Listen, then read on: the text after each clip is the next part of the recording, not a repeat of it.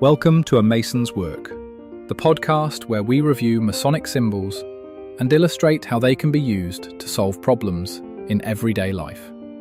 With your host, Brian Mattox, a proud member of the Craftsman Online Media Network.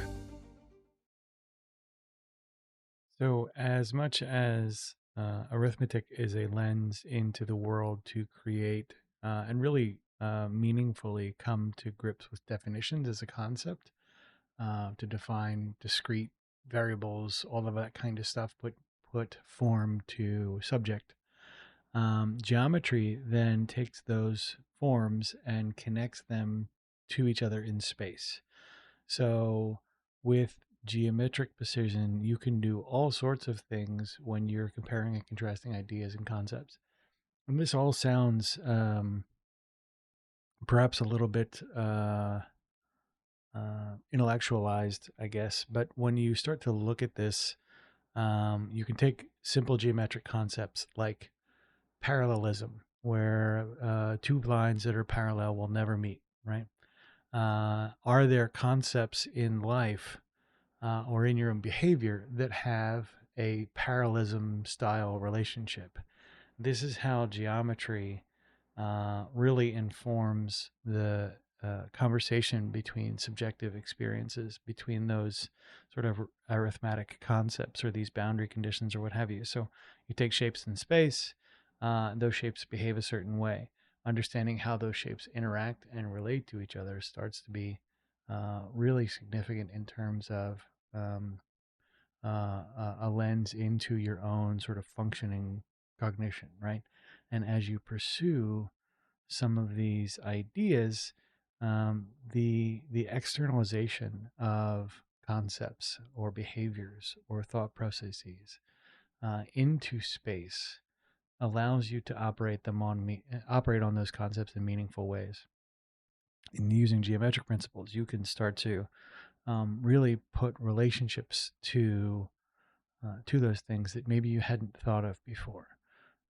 So you take things like your own personal history, for example. Let's say you're born and that was a point, and you are traveling on a line in a direction. So now it's a point and a line and a vector. You can look at those points and look at all the points on that line that have made your life and evaluate from its origin to the present moment what one part has led to the other. You can't be a line without, all of those points being in some level of continuity. For folks that feel like they're not well attached to their own story, taking the time to create that geometric relationship in your own history starts to really become a powerful way to get from point A to point B. And there's lots and lots of examples for how you can then take those geometric principles further. You take, parallelism as concepts. You take a lot of the basic geometric analysis for triangles. Most relationships, and for that matter, are triangular or more. And you start to understand that there's relationships and ratios there that are fundamental and really important.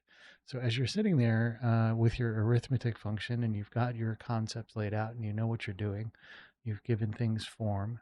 Now you take and apply geometry as a science to those concepts.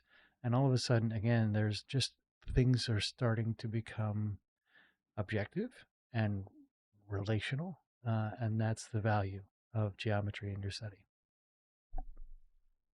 The views represented in this podcast are those of the speaker alone and are not representative of any grand or subordinate lodge.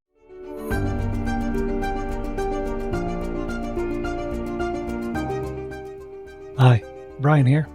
I wanted to thank you so much for listening to this episode. If you have any suggestions or guidance for further episodes you'd like to see or hear, whatever the case may be, please don't hesitate to reach out to me at amasonswork.com, and we will try and incorporate your suggestions into a future recording. Thanks.